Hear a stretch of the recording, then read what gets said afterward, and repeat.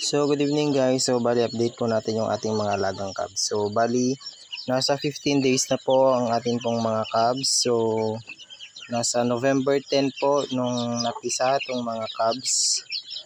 Ayan. So ayan na yung update guys.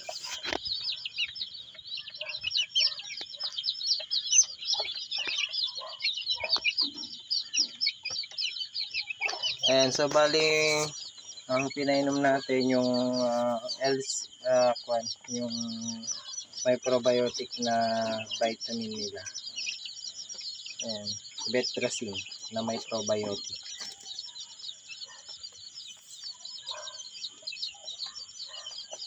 Ayan. Tulog na, busog na busog. Kanina sobrang ingay nila guys.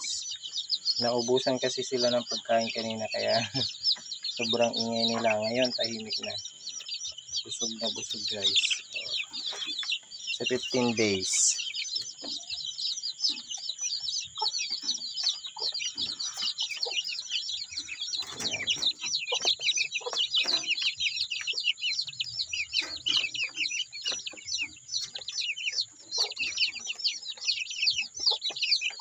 Days. Ito mas maliliit tong mga nandito. Ayan, mas maliliit kaysa kumpara dito. Pero halos sila nagsasabayan lang tong mga tong napisa. So, ayan.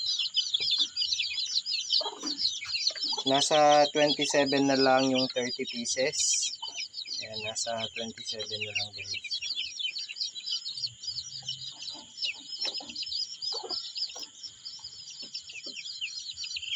Ayan. Ito naman yung Rhode Island. Ayan, yung ayan. RIR, Rhode Island Red. Ayan. 17 pieces yan guys. So,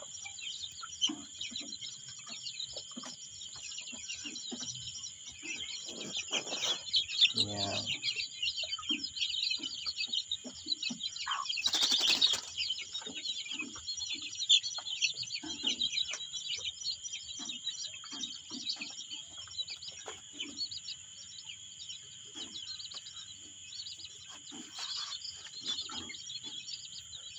So yun lang guys, don't forget to subscribe and hit the notification bell para lagi po kayong update ayan sa ating mga videos. So lagi po nating i-update yung ating pong mga alagang cubs at ang RIR. Ayan yung mga kuwan natin guys.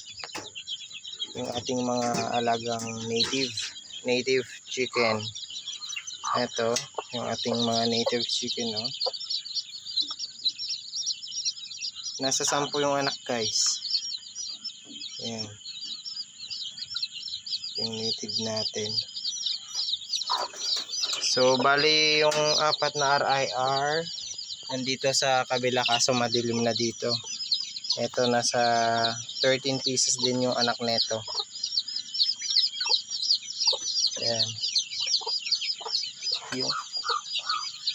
Yung alaga nating pato, ayan, lapit ng mapisa, may crack na din siya. Ayan, so i-update ko po kayo bukas kung may mga napisa na guys. So mag-subscribe lang at i-click ang bell para ma-notify po kayo sa aking bagong video.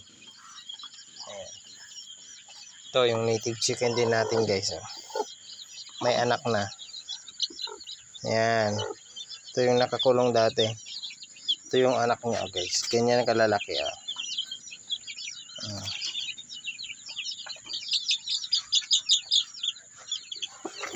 Ito naman yung itlog, 13 pieces yung itlog.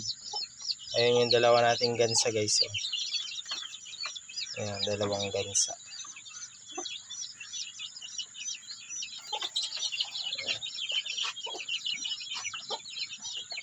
So yun lang guys. Ayan, don't forget to subscribe na po and click the notification bell. Thank you for watching guys. Bye bye.